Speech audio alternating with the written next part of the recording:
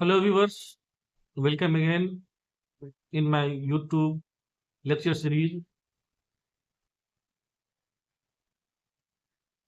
This lecture is made for semester 4 MJC 7 English major students, especially British poetry and drama of 17th century. There are many poems of John Donne.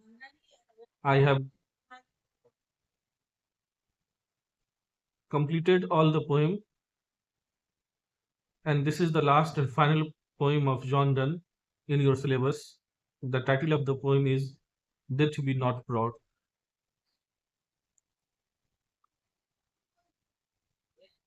We have already discussed about metaphysical poetry and metaphysics and metaphysical poets, but this is the last one. So once again, I am going to deliver a gist of metaphysical poetry and metaphysical poem. In fact, metaphysical word coined much later after the age of John Donne and metaphysical poetry like Henry Marvell, Henry Vaughan.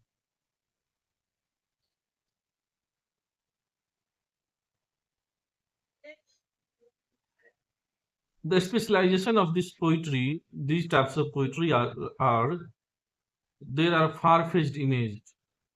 The poet of metaphysical were much learned person.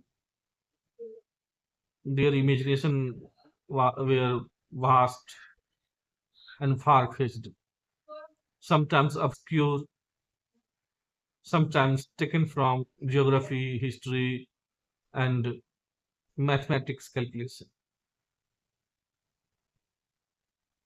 Basically, John Donne composed related to love, romance, physical love, and spiritual love. But in this sonnet, he dares to wrote about the death. He is challenging the death. इससे पहले कोई भी कवि और खास करके metaphysical poet death पे नहीं लिखते थे। पता नहीं क्या जॉन डन को सूझा और ये डेथ पे लिखने के लिए कलम उठाया और लिख दिया। और लिखा भी तो क्या लिखा, death B not proud. Death अपने आप में बहुत ही ड्रेडफुल वर्ड है, भयानक शब्द है। डेथ से हर आदमी डरता है। एक अपना भौकाल है डेथ का, and no one wants to die in this world. This is also a fact. But we are slave of our fate. The man, the person who comes into this earthly world, they have to leave the world one day. तो death तो certain है, it will happen, whether normal death or accidental death, whether sleeping mode or accidental mode, death is inevitable, it is compulsory. So let's enjoy the sonnet. What does the poet want to say? Death be not proud, though some have called thee mighty and dreadful, for thou art so not. This is the first two line or first couplet. Death be not proud, कह रहा है कि हे मृत्यु, तुम अपने आप को इतना मत इतराओ, इतना मत घमंडी बनो, अपने आप को इतना उच्च मत समझो कि मैं ही सब कुछ हूँ। डेथ हो तो हो, मृत्यु है तो है। मृत्यु है इसका मतलब क्या लोग जीना छोड़ दे? मृत्यु के डर से क्या लोग संघर्ष करना छोड़ दे? डेथ बी नॉट प्राउड, तुम में कोई प्राउड वाली बात नहीं है, जैसा लोग बोलते हैं। Though some have called thee, some have called thee, लोग ऐसा बोलते हैं कि death is very proud, death तो डेथ है, माइटी एंड ड्रेडफुल बहुत शक्तिशाली है, बहुत खतरनाक है। You are not mighty and you are not dreadful, as the human its themselves mighty and dreadful. आज के दौर में मनुष्य ही शक्तिशाली है और मनुष्य ही खतरनाक है। मनुष्य के डर से तो डेथ भी भागता रहता है। It's the matter time to time. But the essence, what is the essence of the two line? The essence of the two line is that the speaker want to say death is broad, uh, death has much more power. They has power to complete the and complete destruction. It when the death comes, the man has to leave the world. So death is mighty and dreadful. In the next line, for those whom thou thinkst thou dost overthrow, die not, poor death, nor yet canst thou kill me. For those who thou thinkst, उन लोगों को जो सोचता है कि मौत बहुत ही भयानक है। सच में मौत भयानक नहीं है। The fact is that the death is poor.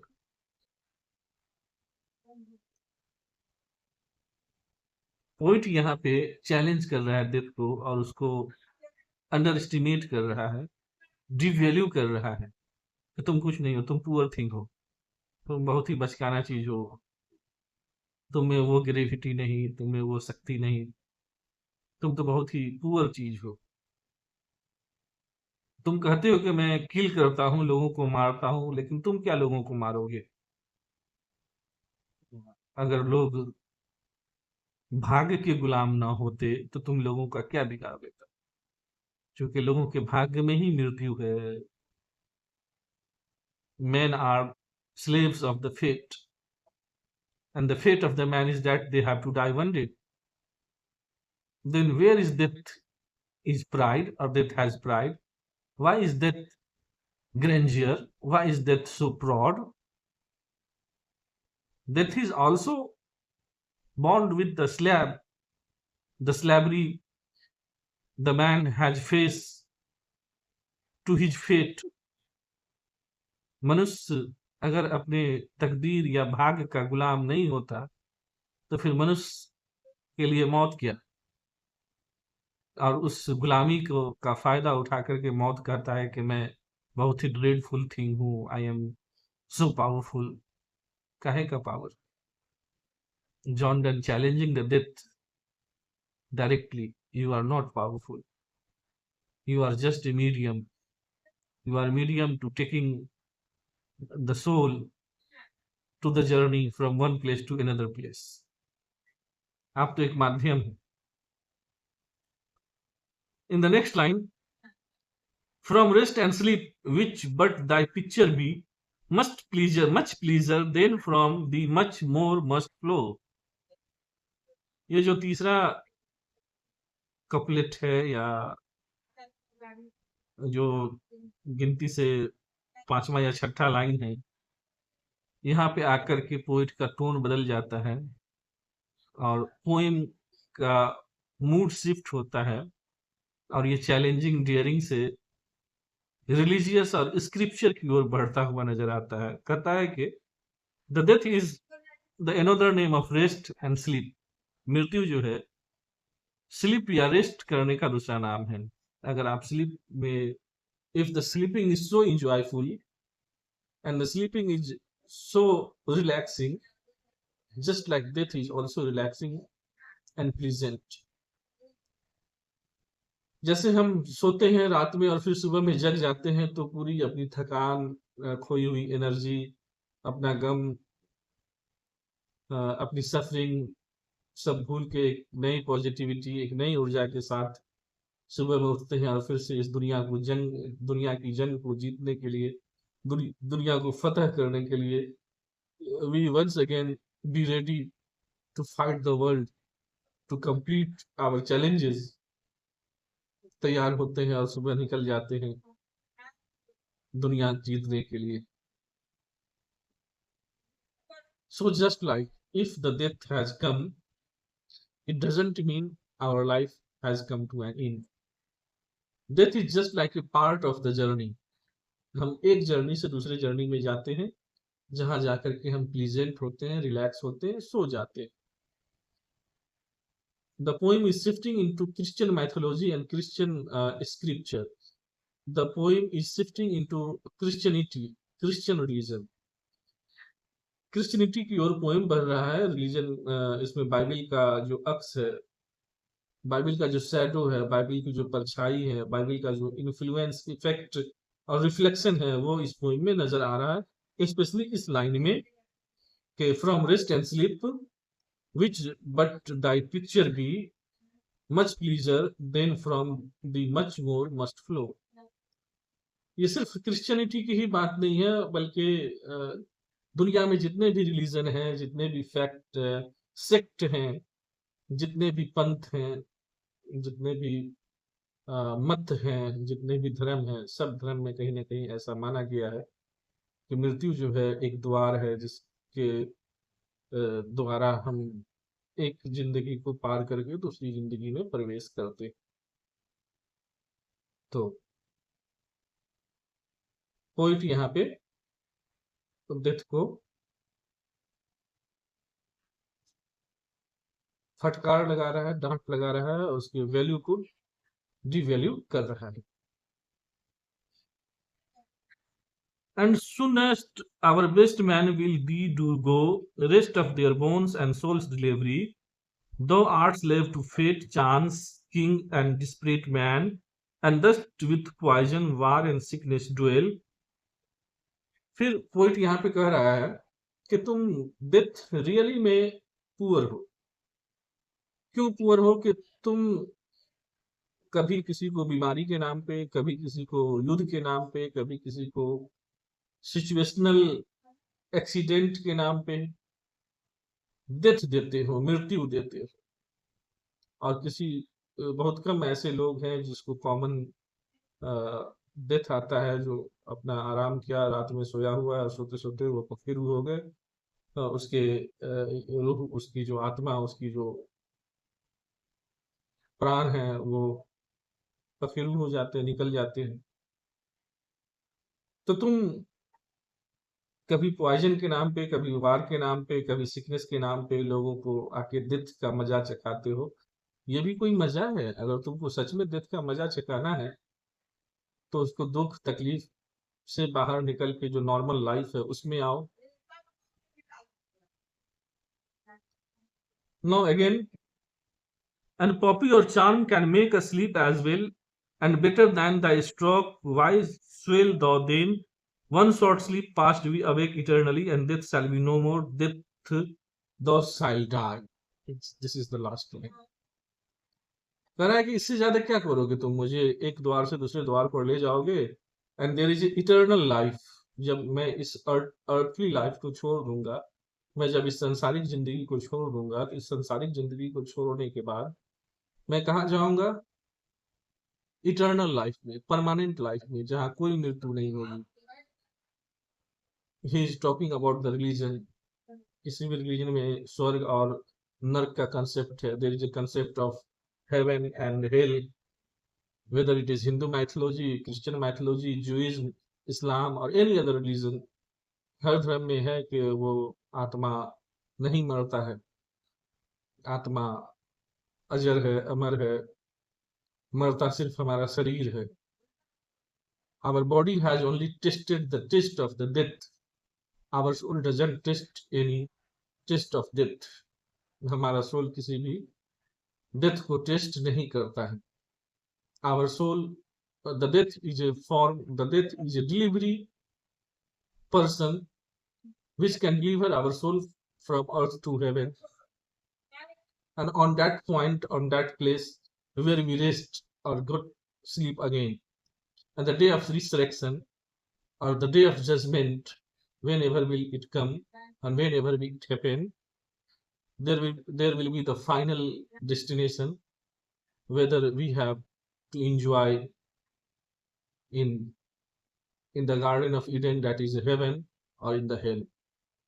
और उस दिन डेथ को भी डेथ आ जाएगी, उस दिन डेथ भी नहीं रहेगा, डेथ को भी डेथ ऊपर वाला दे देंगे। जो गॉड है, जो ईश्वर है, जो अल्लाह है, जो भगवान है, उस दिन मृत्यु को भी मृत्यु दे देगा।